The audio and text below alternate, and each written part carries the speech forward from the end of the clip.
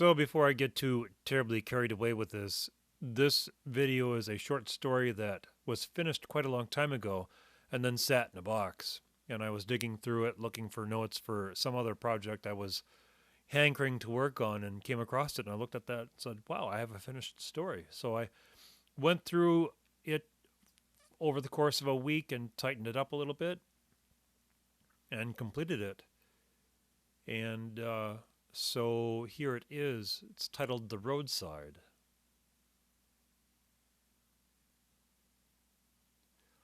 Through the duration of the video, rather than having illustration video, because there are no illustrations for the story as of yet.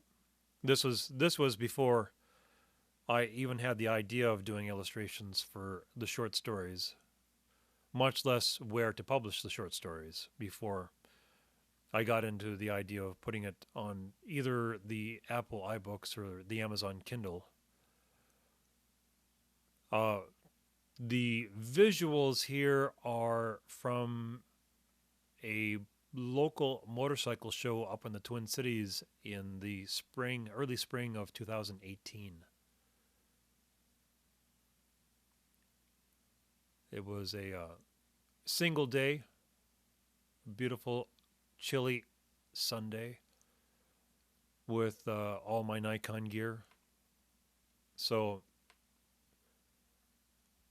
the motorcycle factors in the short story, so it makes sense to have the motorcycles, but they does seem kind of out of context with the general narrative of the story. But a motorcycle does take place throughout most of the story. So, with that being said, here it is, The Roadside.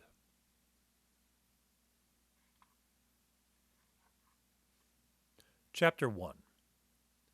The knock at the door was like a horror movie. A sudden clap of sound out of dead silence. The thin wood door reverberated, the hinges rattling on their pins. The lock held strong, defiant. Just sit, as still as possible, in the darkest corner of the room, as far away from the door as you can. The sound breeds creatures out of the imagination, fear giving the creatures teeth and claws. The monsters on the other side of the door sensed fear and smells blood.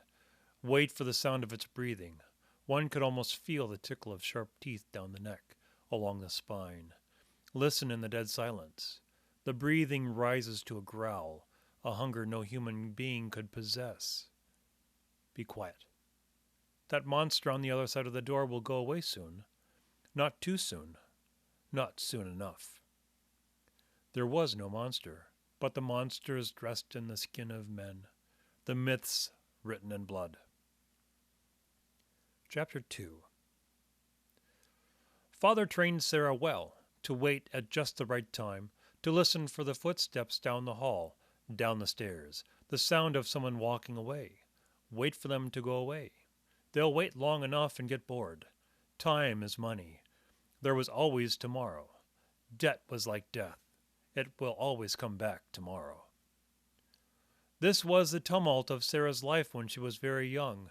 She remembered the speed at which Father grabbed her by the hand and ran her to the car when a stranger came knocking, either through the bedroom window or the back door.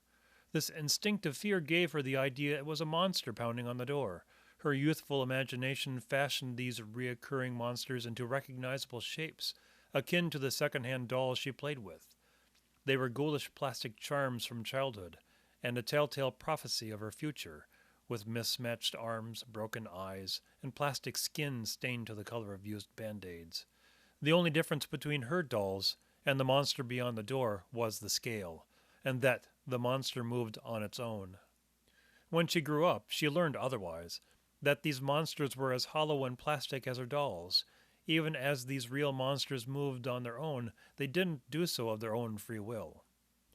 Once an exciting game in her youth, cowering in silence until the monster left, it was now commonplace, the dreary boredom of Father's betrayal through the omission of a simple truth. Chapter 3. Sarah Senna waited as long as she could. After 30 minutes, she stepped out of her bedroom into the front room. The front room wasn't the living room, though common nomenclature made it so. Calling the front room the living room at this point implied she lived in the apartment rather than existed in it, there being the presumption or pretense of a home where she needn't escape out of fear. The knock at the door faded. He could still be there, with his ear to the door, listening for any sound. Sarah hadn't the patience anymore, willing to risk whatever happened. The apartment was cramped when it was furnished, with chairs, books, appliances, and clothes, items normal living people had in their homes. Family photos offered walls a sense of living and breathing, the flow of memories as expressed in the exchange of one's possessions. Chairs and tables were figments of past events, gregarious dinners and quiet candlelight conversation, birthday parties and sleepovers, the television one had in college, the stereo gotten secondhand from a brother, a houseplant, and an aquarium. These were the things Sarah let go or kept to a minimum out of the speed of necessity, having only a few books, a few photos, some cherished items she could not live without. Never was there a time when what she owned filled more than a duffel bag and a few cardboard boxes. Losing everything had become as simple as passing through a door. In any place she ever lived while on her own, she kept it locked away from the world at large, out of sight. The apartments were always an oasis away from the monsters before they found her out. Only little children believed in monsters, and Sarah was all grown up. In spite of the childhood monster knocking at the door, jarring father and daughter to run to the nearest escape hatch in the short hours of morning, the dull honesty of monstrosity, made of doll parts or wishful thinking, held one single truth. The real monster knocking on the door, or under the bed, was the excruciating routine of the day. Co-workers, bosses, clerks, cashiers, bureaucrats, and the general swim of humanity were agents of humdrum and boredom, out of the mix and match days and minutes ticking the precious moments away. Then again, wasting time was as much a part of living as living was. One would expect even the daily monsters to have fangs, draining your blood.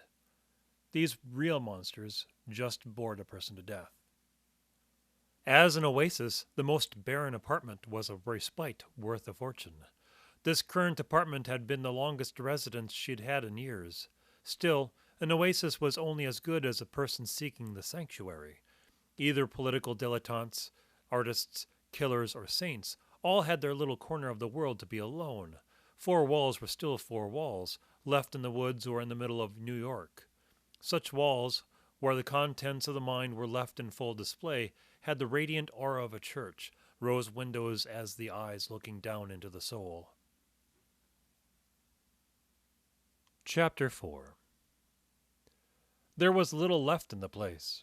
She sold everything she had of any value. Monsters kill the innocent, and heroes kill monsters. Debt was the monster here, and Sarah slowly killed one debt off after another, agonizing against the sloth of interest. There were so many debts. On her gravestone she would have written, "To all those who trusted me with their money." She never planned what else to say, certain it was improper to have an apology as a eulogy. It stained what remained of the memory. Of course, this required having something to be remembered for. Maybe her corpse was the best conclusion for her life, certainly not as collateral for more debt. Sarah walked across the room, avoiding the windows, the sharp beams of light breaking through gaps in the curtains. The isolated streaks of light cut through waves of dust risen from her soft steps. The curtains were little more than a few shabby bedsheets covering all the windows. Sarah wasn't a hermit. She loved the days, the sunlight, even in the coldest winters. If only the world could be worthy of the sun, deserving to be washed in such color. There was no other light that filled the room, a pale haze remaining through the rest of the day. She stepped up to the door and held her hand out to the knob, hesitating, waiting for someone to beat against the deadbolt. There were no more knocks at the door. She put her ear to the door, careful to hold her breath in case someone could hear her on the other side. He was gone. She peered through the peephole in the door, considering her options through the tiny lens looking out into the empty hallway. She opened the door. He's finally gone. Chapter 5. Sarah Senna was exhausted. It was a pervasive, all-consuming sensation of drain. Sarah had worked through her classes as far as she could. This last semester was all she could do. There was nothing more. The money had slipped out of her fingers. The countless jobs had squandered her time and grades to such a degree that she cut work hours, which only exacerbated the debts. The majority of debts were not hers, having assumed them as father's loyal daughter. It was an error in judgment. She could content herself with honoring the family reputation, family being half bondage to people living and dead. Of all the diseases which were inflicted upon humanity, the end diagnosis was never as unanimous or malignant as family, the only disease which promoted life, through mother and father, to son and daughter, at the point of a moral trigger. Sometimes one wished this weren't so. She hadn't been pressured. Had she allowed herself to make different choices, she'd have likely made the same ones. Staggered, almost crushed by the obligations, she felt she was shrinking under the burden. What honor was there in what amounted to servitude? It had been her choice, accepted with all the daggers, pulled teeth, and broken bones, all the consequences in return for diligence. The debt collectors were diligent, no matter her anguish. She got rid of her car just to keep one of the collectors at bay. Sarah couldn't remember how she got the car, either a relic inherited from a distant relative or a well-intentioned boss helping her to get to work. It was a lumbering ox of steel and plastic, and she was glad to be done with the costs of keeping it. When that money was gone, she sold old family artifacts, mother's fine violin, dad's art collection, what all they hadn't squandered in their last years. With the disease of family came the potent symptoms of family, emotions of guilt, anguish, the games of passive aggression or revenge and pain. She had endured all of these emotions put upon her as a child, where she couldn't possess these emotions on her own. Father's failures were his revenge against mother's betrayal of him. I love you, but I can't live with you. Mother left everything behind, the name, the children, the man. Bitterness was the dust covering one's acceptance of failure. Peculiar how father and mother hadn't been diligent enough with each other, starting out as all lovers do, in the arms of bliss. They had come from good families, of ease and wealth, of vacations, summer homes, and sun-drenched revelry, complete with Christmas cheer in a cut crystal glass, ribbons and bows under gifts of unimaginable wishes. They made money do the work for them, like an unseen machine that always provided. Then, one day, markets changed, judgment failed, and the money went on permanent vacation. Mother and father, like so many children of ease, were ruined. Chapter 6. Dreamer Girl. That's what Sarah's childhood friends called her. Like daughter, like mother. Nora had been a dreamer girl. It was a club in her college years with over 30 members, all dreamer girls with dreams and pockets full of influence and cash. Nora wasn't the dreamiest or the most influential in this club, but she was the most devout dreamer. She loved her dreams, nurturing them with roses and passion, long walks and romance. In due time, as all must when the time comes, she gave up her dreams, for children, for living. Dreams are the Pied Piper of death. When the money ran out on Nora, the world came crashing down. Money had been her real mother and father, her one and only, her bread and butter since she could remember. Her biological mother and father were royalty in their own worlds, and played with their wealth as a toy. Such was the downfall of inheritance. Neither Nora's daughter nor son lived up to the potential of her own immolated dreams. She wedged guilt between brother and sister for the doom of these dreams, one against the other for the promises they themselves failed to honor. It was a cruel maternal revenge for being Nora's children. Sully was shattered in Nora's eyes, the source of her poverty when husband Brandon was nowhere to condemn. The grandson of a greater family, Sully was the son of a greater collapse. The brunt of Nora's revenge was directed against Sarah, if only for the love the family at large had for the daughter, in spite of her parentage. At Sarah's third birthday, the financial ruins of the greater family collective managed to squeeze together a modest fortune, to be placed in a trust. Both Sully and Sarah would collect when they reached the prescribed age. There were scores of other children among the aunts and uncles and in-laws and nephews and nieces, yet none of these children suffered under Nora's care. Of course, her own children weren't under her care. Sully handed off to daycare and nannies, while Sarah was banished to father's care. Months and years would go by between moments when Nora actually saw her own children. What was left of the family grandeur, the family legacy, the extension of cousins and uncles and grandparents who still held influence while their own wealth grew into debt, mandated that no family be broken, no divorce or legal separation, only to suffer disownment as a consequence. Nora was poor and broke, but she still lived in a fine house and had a personal driver, dressed in fine clothes and sat before fine dinners. None of it was hers, owned on debt and favors owed by greater family members. One day it would all be gone completely. Nora prayed every night before bed that it would remain until she was gone. Brandon couldn't comprehend anything but the lifestyle the family no longer possessed, and Nora was chained to him regardless of the ridiculous or dubious stunts Brandon played at. He was the buffoon, the black sheep, the source of the family tragedy even though he had little to do with the demise of the family fortune. As Nora accepted her plight, forever married to this prince of failures, she accepted Sully as just as big a failure as his father, extending onto him the blame for her lost dreams. Brandon raced around the countryside on one ridiculous scheme or another, saved at the last minute from utter cataclysm by making a phone call. Brandon, you can't keep doing this. Sir, just one more time. I'm on the right track. Just a little while. Okay, just this last time. But remember where you come from. There will be no salvation or forgiveness if you betray the family name. Brandon didn't hang on the phone in desperation or fear, with sweaty palms and pain, on the verge of relapse. Had it been narcotics or women or booze or gambling, there could be interventions and therapy and detox. He didn't try to escape his debts, but only to chase that elusive fortune always just in front of him, that phantom of greatness he never saw as beyond his grasp. The dream was Brandon's addiction, an affliction to the core of his being, and his absolute undoing. Sarah was a dreamer girl and Sully was a rebel, both in bondage to mother and father's failures. As emotionally abandoned by her parents as Sarah was, her own dreams kept her alive, dreams of freedom while being locked in obligations, dreams of wealth under the pins of poverty. Thrown to the wolves of the real world, dreamer girls were often ground up in endless patterns of boyfriends cast in perpetual puberty, and the pressures to get knocked up.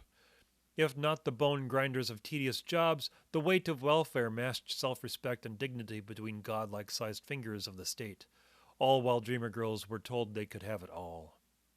A wink, lips painted pink, a swagger as dangerous as a drawn dagger, such actions cheapened dreamer girl desires. Swindled by lifestyle infatuation, dreamer girls could be like the pop stars, even if all they could do was copy lifestyles of the pop and fabulous. Chapter 7. Sarah was abandoned by her few friends. They were dreamer girls as well, but got caught in the nets of society, snagged like inexpensive tights on the thorns of their own personal struggles. Jean Hawley had 3 boyfriends before she found herself 5 weeks late and aborted. Feeling a guilt she never thought possible, Jean fell into such a depression that she found herself in the arms of a devious young man. Suddenly she had a child of her own. Mr. Devious, breathless and satisfied, was suddenly up and gone. Dolly Anderson had wanted to be a poet. Then she wanted to be an archaeologist. She got caught in a political trope, trapped in their whirlpool of circular logic, sending her off to protest. For what purpose she was never sure of. For what cause they never said. Dolly became empty and alone. Hands splintered with picket signs and a face blanched of the dreamer girl that had once been, she lived fast with a sense of betrayal she couldn't forgive easily, over a world that was out to get her. She went job to job, town to town, with broken bones and an arrest record. Laura Blessing was in fact blessed, one of the few friends Sarah knew since childhood, from one of the finer families. Dreamer girl with bigger dreams than reality, Laura left the expectations of her parents and went for fame and glory. 10 years of failed bands and failed romances, of fights and long nights with tears in her eyes. Laura escaped back to the expectations of her family before she was found with a needle in her arm. Dreams, at face value, were toxic. Laura Blessing was redeemed and living a good life, but she never called Sarah again.